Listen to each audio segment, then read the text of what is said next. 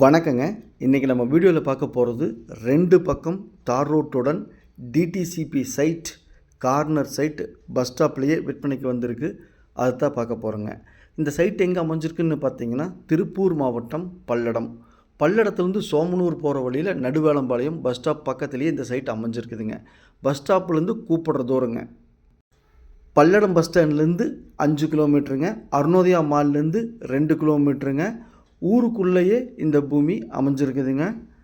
சுற்றிலும் குடியிருப்பு பகுதிகள், இபி வசதி, தண்ணீர் வசதி, டிடிசிபி அப்ரூவ்டு, 2 பக்கம் தார் ரோடு, வடக்கு மேற்கு கார்னர் சைட்டு, 8 அடியில் கல்லுக்கால் போட்டு டைமண்ட் வலை போட்டு பாதுகாப்பாக இடத்த வச்சுருக்காங்க.